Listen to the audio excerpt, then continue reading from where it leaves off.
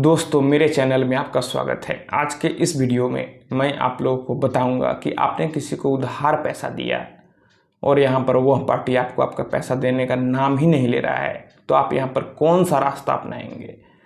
दोस्तों, आप कई बार अपने दोस्त रिश्तेदार को विश्वास में आकर पैसा दे देते हैं। कई बार यह भी होता है कि आप कहीं से कुछ सामान लेते हैं और आप एडवांस पैसा दे देते हैं और फिर वह दुकानदार आपको मटेरियल नहीं देता है या फिर जो भी आप सामान वहाँ से लेना चाहते थे वह नहीं देता है।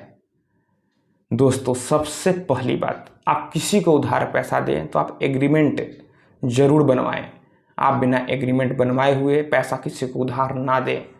लेकिन अगर आपने किसी को उधार पैसा विश्वास में आकर बिना एग्रीमेंट करवाए दे दिया है तो भी परेशान होने की कोई ज़रूरत नहीं है।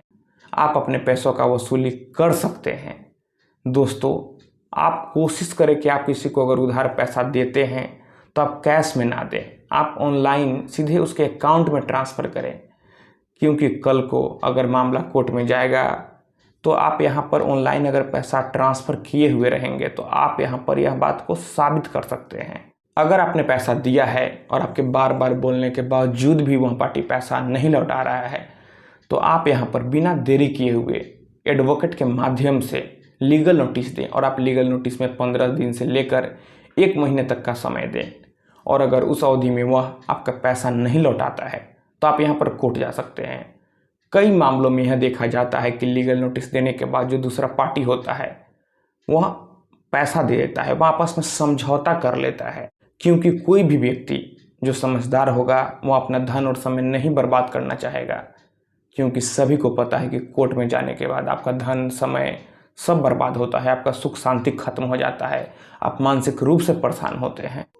तो अगर आप लीगल नोटिस देते हैं तो वह पार्टी आपसे समझौता कर सकता है और आपको आपका पैसा वापस मिल जाएगा। दोस्तों, अगर आपने भी किसी को उधार पैसा दिया हुआ है और वह अब पैसा नहीं लौटा रहा है और अगर आप हमारे माध्यम से लीगल नोटिस देना चाहते हैं तो आप हमें आज ही इंस्टाग्राम पर फॉलो कर लें। हमारा इंस्टाग्राम पर यूजर नेम है प्रीतेश1584।